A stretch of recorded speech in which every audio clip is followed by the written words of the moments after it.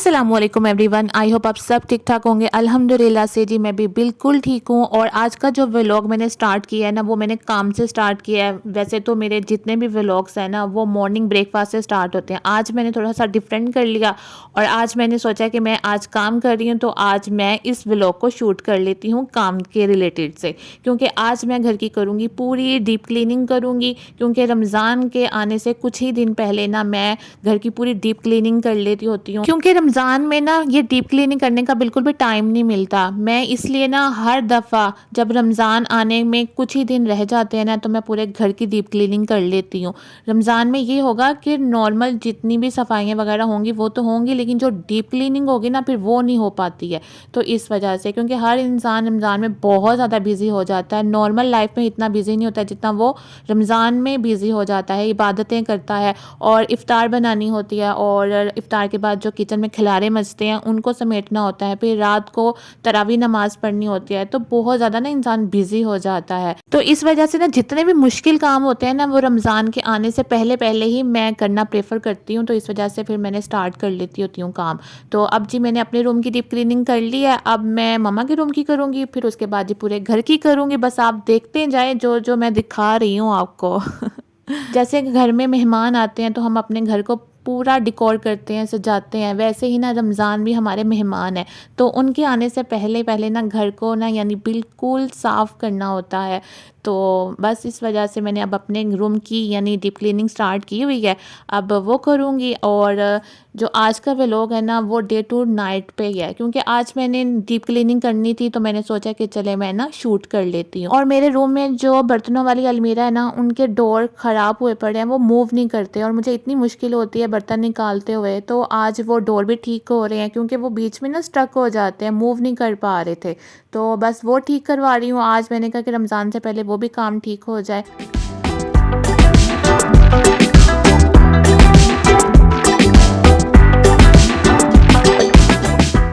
अपने रूम की deep cleaning करने के बाद जी अब मैं आ गई हूँ ड्राइंग रूम की डीप क्लीनिंग करने के लिए। वैसे तो ड्राइंग रूम माशाल्लाह से साफ़ ही है, लेकिन फिर भी अपने दिल की तसल्ली के लिए कि मैंने ना डीप क्लीनिंग करनी है, तो बस वो करूँगी अच्छे से।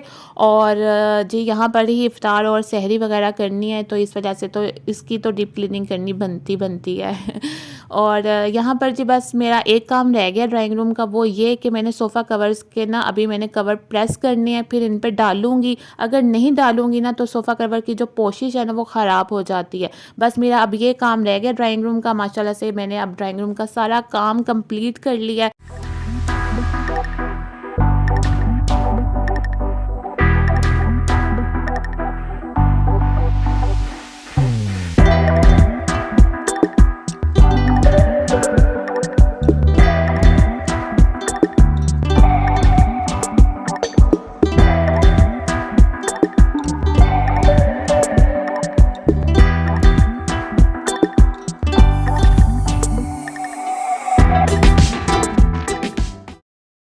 अब जी मम्मा के भी रूम की मैंने डीप क्लीनिंग कर ली है, और जो वो भारी भरकम वाली जो बेडशीट्स होती हैं ना विंटर वाली, वो मैंने उतार दी हैं, और लाइट वेट वाली मैंने ना बेडशीट्स अब बिछा दी हैं, क्योंकि मौसम थोड़ा चेंज हो गया है। और जब मैं मम्मा की रूम की डीप क्लीनिंग करी थी ना, तब मैंने कोई व्लॉग नहीं बनाया। मैं अगर बना लेती ना व्लॉग, बहुत ज़्यादा लंबा चला जाना था, क्योंकि जब मैं पहले व्लॉग नहीं करती थी ना, तब मुझे होता था कि सफाइयाँ करके मैं फारिग हो जाया करती थी। अब तो बहुत ज़्यादा मुश्किल हो गया कि कैमरे को सेट करना, हर एंगल से हर सीन को शूट करना बहुत ज़्यादा मुश्किल हो जाता है मेरे लिए। तो मैंने इस वजह से ना मम्मा के रूम की डीप क्लीनिंग का कोई व्लॉग नहीं बनाया। तो मैंने जब रेडी कर लिया, तब मैंने कहा कि चले मैं आप लोगों के साथ शेयर करती हूँ कि मैंने मामा का रूम कैसे डीप क्लीन कर लिया है।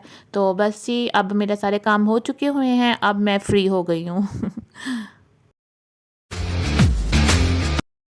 घर के सब काम काज करने के बाद ना फिर मुझे टाइम मिला, मैं फटाफट से ना मैंने शावर लिया और ख़ुद भी मैं फ़्रेश हुई, क्योंकि मैं बहुत ज़्यादा गंदी मंदी हो चुकी हुई थी कि मैंने इतनी डीप क्लीनिंग जो की थी इस वजह से। लेकिन ना थकावट इंतहा की हो गई थी, आज तो मैं बहुत ज़्यादा थक चुकी हुई थी। लेकिन जब आपका घर नीट एंड क्लीन हो और आप जब फ्रेश होते हैं और अपने रूम में आते हैं, जो आपको दिल को सुकून मिलता है ना, वो मैं आपको बयान नहीं कर सकती कि मुझे कितनी खुशी होती है। जब मैं फ्रेश हो गई ना, फिर मैंने सोचा कि सब काम तो मैंने कर लिए, मैं खुद भी फ्रेश हो गई हूँ, तो चल एक थोड़ा सा ना रेस्ट कर लेते हैं। तो अभी मैं रेस्ट करने लगी ही थी, भाई आ गए। भाई ने कहा कि मेरे फ्रेंड्स आने वाले हैं तो उठकर ना तुम ना ज़रा चाय बना दो। फिर मैं उठी, उठकर मैं किचन में आई, फिर मैंने चाय बनाई और मैंने क्या किया कि मैंने चाय सबके लिए एक ही साथ बना ली, यानी घर वालों के लिए भी बना ली और भाई के फ्रेंड्स लोगों के लिए भी मैंने बना ली। मैंने कहा कि अगर मैं अब भाई के फ्रेंड्स के लिए चाय बनाऊँगी ना और अंदर रूम में जाऊँगी, अभी मैं बैठूँगी तो फिर घर वाले कहेंगे जी हमारी चाय कहाँ है, हमारे लिए भी चाय बनाओ। फिर मैंने एक ही साथ सबकी बना दी, घर वालों की भी और भाई के फ्रेंड्स वालों की भी। मैंने फिर अपने लिए भी चाय बना ली थी। फिर मैंने आराम सुकून से बैठकर चाय पी, क्योंकि मैंने शावर लिया हुआ था ना तो मुझे बहुत ज़्यादा सर्दी लगने लग गई थी। तो फिर मैंने थोड़ा सा रेस्ट किया। रेस्ट करने के बाद फिर मैं किचन में आ गई थी, क्योंकि मैंने रात का खाना बनाना था। और आज रात के खाने में बन रहे हैं जी मसूर यानी मसर, और साथ में ज़ीरा राइस बन रहे हैं। ये जो दाल है ना मुझे इतनी ज़्यादा पसंद है ना कि ये रोज़ भी मिलेगी ना तो मैं शौक से ये रोज़ भी खा सकती हूँ, लेकिन राइस के साथ, रोटी के साथ नहीं। ये जो दाल है ना बहुत ज़्यादा इजी पीजी वाली दाल है, मिनटों में बन जाती है। इसमें कोई ज़्यादा एफर्ट नहीं करना पड़ता है। इसमें तमाम स्पाइसेस डाल दें और ये खुद ब खुद पकती रहेगी। इस वजह से मैंने इसको ना आज बनाया है, क्योंकि मैंने सुबह ही डिसाइड कर लिया था कि मैंने ये वाली दाल बनानी है, क्योंकि मैंने काम करने तो मैं थक जाऊँगी। तो वैसा ही हुआ, थक गई थी मैं। तो शुक्र है कि मैंने अच्छा डिसाइड किया था कि आज ये वाली दाल बनाऊँगी, साथ में ज़ीरा राइस बनाऊँगी। और बहुत ज़्यादा इजी है ये दाल बनाना। इसमें मैंने मसर डाल दिए थे, साथ में नमक, हल्दी और लाल मिर्च डाल दी थी। जो जाता है ना खुश्क धनिया पाउडर, वो इसमें ऐड नहीं होता, वो मैंने बिल्कुल नहीं डाला था। साथ में मैंने सब्ज़ मिर्चें काट कर वो डाल दी थी और साथ में मैंने प्याज ऐड कर दिया था।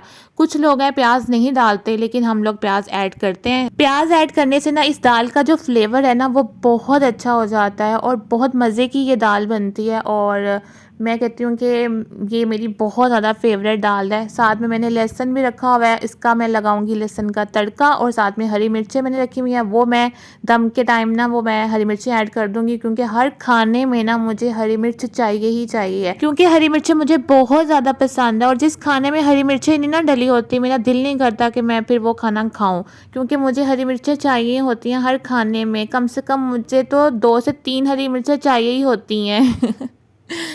और बस इस वजह से ना हरी मिर्चें जाती जाती हैं। और साथ में जी मैंने लहसुन का तड़का लगा दिया था, और काफ़ी ज़्यादा लहसुन मैंने काटा था, क्योंकि मुझे लहसुन भी बहुत पसंद है। हाँ, इस दाल में और जो मसूर की दाल, जो ऑरेंज दाल बनती है वो वाली, और येलो दाल, उसमें मुझे जो है ना लहसुन का तड़का उसमें ज़्यादा चाहिए होता है। जब ये दाल रेडी हो गई, इसके ऊपर मैंने लहसुन का तड़का लगाया, साथ में हरी मिर्ची ऐड की, साथ में हरा धनिया ऐड करके इसको मैंने थोड़ी देर के लिए दम पे छोड़ दिया। उसके बाद जी मैंने अपना ये प्लेटर तैयार कर लिया रात के डिनर के लिए।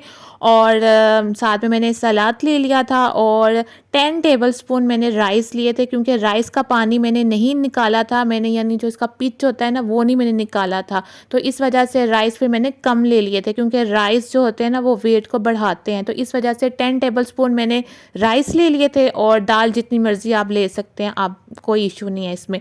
तो बस ये अब मैं अपना जो डिनर है ना वो बड़े मज़े से इंजॉय कर खा रही हूँ। और आज की दाल बहुत ही ज़्यादा मज़े की बनी हुई थी, और हरी मिर्चों के साथ तो और ज़्यादा मज़े की लग रही थी। मेरी दुआ है कि अल्लाह ताला हर इंसान की तमाम मुश्किल परेशानियाँ दूर फरमाए, और जो बीमार है ना अल्लाह ताला उन सबको सेहत वाली लंबी ज़िंदगी अता फरमाए, और अल्लाह ताला हम सबको अपने हिफ्ज़ व ईमान में रखें। आमीन सुम्मा आमीन। आप भी ज़रूर आमीन कहिएगा। और बस जी यहाँ पर ना मैं सूरह बकरा की आखिरी 2 आयत पढ़ रही हूँ। ये मैंने अपना मामूल बनाया हुआ है कि ईशा के बाद मैंने ये लाजमी पढ़नी होती है।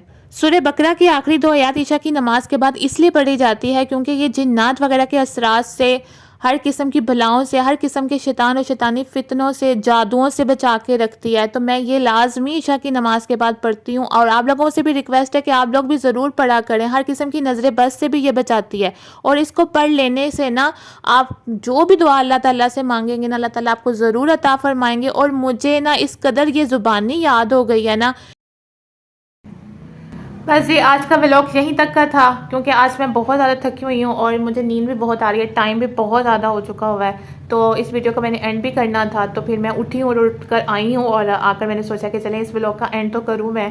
तो जी अब बस मैं इस व्लॉग का एंड करती हूँ, आपसे मिलती हूँ कल एक नए व्लॉग के साथ। तब तक अपना बहुत ज़्यादा ख्याल रखिएगा, दुआ में मुझे याद रखिएगा, और अगर ये व्लॉग आपको पसंद आए तो प्लीज़ लाइक शेयर कमेंट ज़रूर कीजिएगा। आपसे मिलती हूँ कल। ओके जी, अल्लाह हाफिज़, बाय बाय।